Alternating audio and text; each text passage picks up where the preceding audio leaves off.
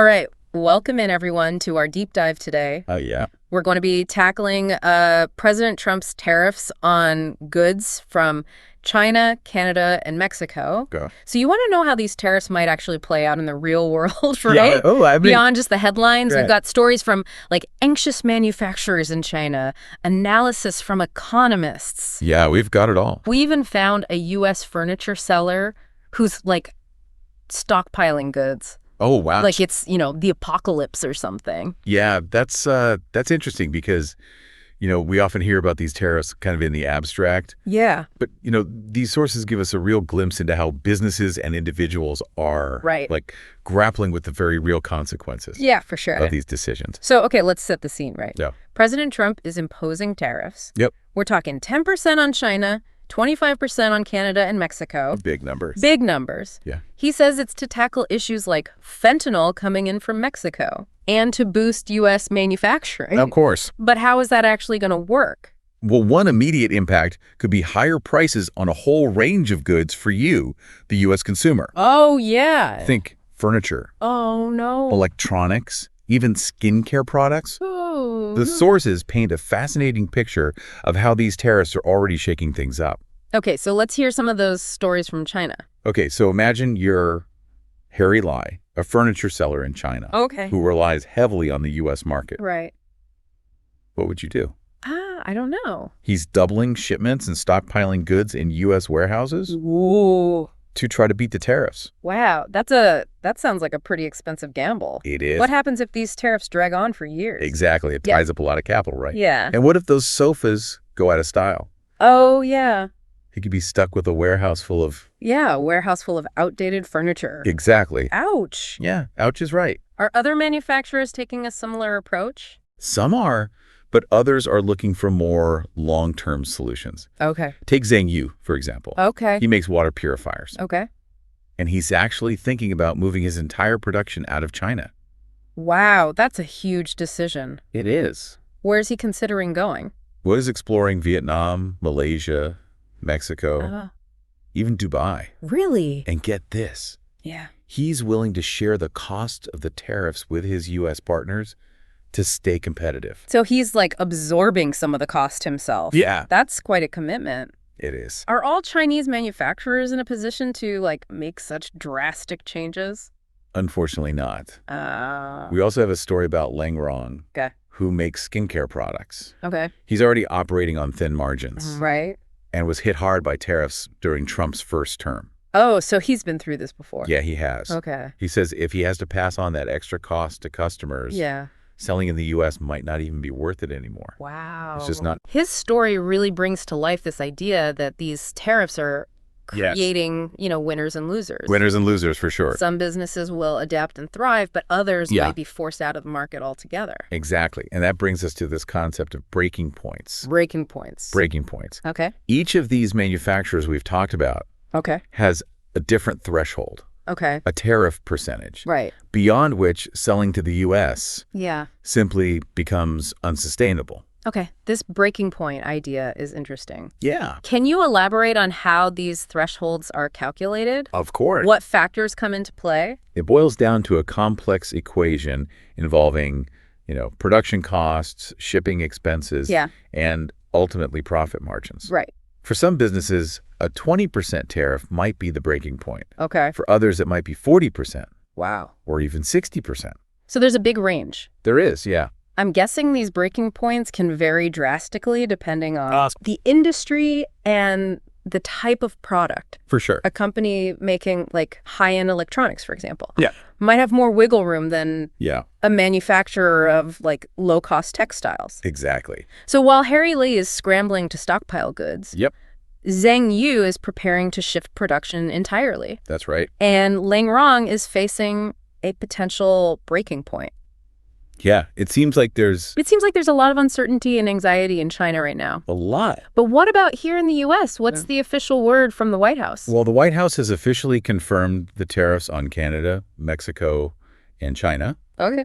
But they haven't given many specifics about possible exemptions. And the stock market's not happy about it. Oh, really? Yeah, the Dow Jones dropped over 200 points on the news. So that's a pretty clear signal that investors are nervous. Yeah. But focusing on the average U.S. consumer for a second, how might all this play out for someone shopping in, let's say, Omaha, Nebraska? Okay, so I imagine you're in Omaha looking for a new sofa. Okay. Suddenly, that sofa you had your eye on costs 10% more than it did last month.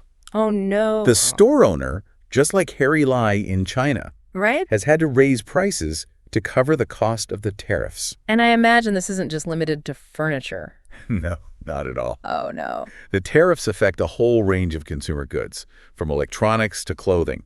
So you could see price increases across the board. Yeah, I mean, potentially. So what you're saying is that my shopping trips could get a lot more expensive? It's possible, yeah. Are economists expecting these price hikes to be a short-term thing? Well, some economists think so. Okay. They argue that as U.S. manufacturers ramp up production to fill the gap, competition could eventually bring prices down again. Okay. It's a possibility. But that ramping up of production takes time. It does, right? In the meantime, consumers are stuck paying those higher prices. Yeah, that's the tough part, right? Yeah. And this is where consumer behavior gets interesting. Oh, okay. If prices keep going up, people might start changing their buying habits. Okay, how so? Maybe they'll hold off on that new sofa purchase. Okay. Or maybe they'll look for a cheaper alternative. Okay. Or maybe they'll start looking for products made in countries that aren't subject to these tariffs. Precisely. Yeah. And that shift in demand Yeah. could have a ripple effect throughout the entire global supply chain. So it sounds incredibly complicated. It is. Like a giant economic puzzle where one move affects everything else. It is, yeah. It's a lot of moving parts. What does all of this mean for the U.S. economy in the long run? Well, Is this a case of short-term pain for long-term gain, or is it more nuanced than that? well, that's the million-dollar question, right? That's Yeah. the question economists and policymakers are wrestling with right now. Okay. There are strong arguments on both sides. Okay, so let's hear those arguments. Okay. What are the potential benefits and drawbacks of these tariffs? All right. So those in favor of the tariffs argue that they're crucial for protecting American jobs Okay. and creating a level playing field in international trade. Right. They believe that by making imported goods more expensive, Right. U.S. companies will be encouraged to produce those goods domestically, Okay. which could lead to more jobs here at home. That makes sense, but I imagine there's a counter-argument. Oh, absolutely. Okay. Critics of these tariffs worry that they could actually harm the U.S. economy Okay. in the long run. How so? They point out that higher prices for imported goods will squeeze U.S. consumers, Okay. leaving them with less money to spend on other things. Right. This, they argue, could lead to slower economic growth. And they're probably also pointing to that negative reaction Oh, yeah, for sure. from the stock market that we talked about. Absolutely.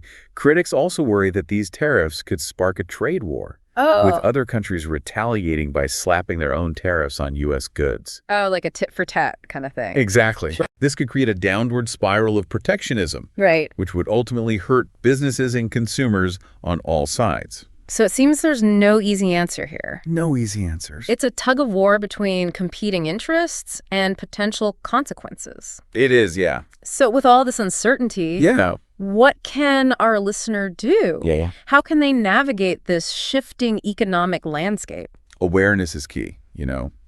Stay informed about the products you're buying, Right. where they're coming from, Yeah. and how these tariffs might be affecting their prices. So basically, be a savvy shopper and do your research. Exactly. And don't hesitate to ask questions. Okay. Talk to your local retailers about how these tariffs are impacting them Right. and what they're doing to adjust. That makes sense. You know, it's about being an informed consumer Yeah. and perhaps paying a little more attention to those made-in labels. It sounds like these tariffs are prompting us to think more deeply Yeah. about our role in the global economy. Absolutely. And here's another interesting thought. Okay. Think about how your own spending habits might change as a result of these tariffs. Will you adjust your buying patterns? Yeah. Will you prioritize certain products over others? Yeah, that's a great point. It is. These tariffs are forcing us to ask some tough questions They are. about what we value and where our priorities lie. Yeah. And it's an opportunity to become more conscious of how interconnected the global economy really is. For sure.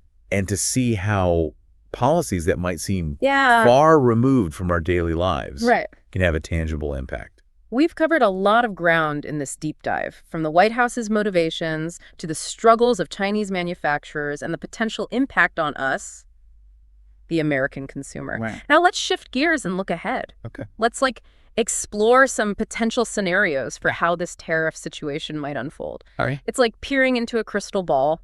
Yeah. Using, economic data and global trends to kind of guide us. Yeah. Okay, I'm ready for some crystal ball gazing. All right, well... What possible futures are we looking at? So the first scenario we could call the trade war. Okay. Imagine things escalating, right?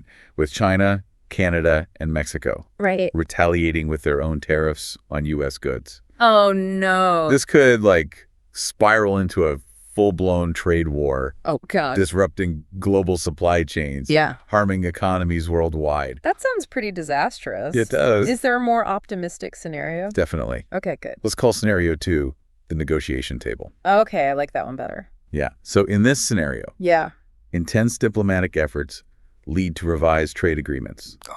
Perhaps some tariffs are lifted or reduced. Right. Concessions are made. Right. And everyone breathes a sigh of relief. Yeah. Global trade flows more smoothly. Right. And tensions ease. Okay, that's the scenario I'm rooting for. Yeah, it's a good one. Any other possibilities we should consider? There's also scenario 3. Okay. We can call it the new normal. Imagine these tariffs becoming a permanent fixture. Oh, gosh. Of the global trade landscape. Okay. Businesses adjust. Okay. Consumers adapt. Oh. And new trade patterns emerge. Okay. It might not be ideal. Yeah. But it becomes the accepted reality. Okay, so 3 very different paths, each with its own set of consequences. Right. What factors might determine which scenario plays out? Well, political will is huge. Okay. Are leaders willing to negotiate in good faith? Yeah. And find common ground? Right, okay. Economic pressure also comes into play. In what way? Well, how much pain are businesses and consumers willing to endure? Right. And of course, global events can always throw a wrench into the works. Oh, of course. Unforeseen crises could completely reshape the landscape. Right. So we're standing at a crossroads with multiple paths ahead. Yeah. And a lot of uncertainty. A lot. What does all of this mean for our listener who's trying to, make sense of it all? Well, I think it underscores that we live in an interconnected world. Yeah. Decisions made on one side of the globe can have a ripple effect on the other. That's true. It encourages us to stay informed. Yeah. Be adaptable. Okay. And think critically about the forces shaping our world. No easy answers, just a lot to think about. Yeah, for sure. Any final thoughts to leave our listener pondering? Okay, here's something to chew on. Okay.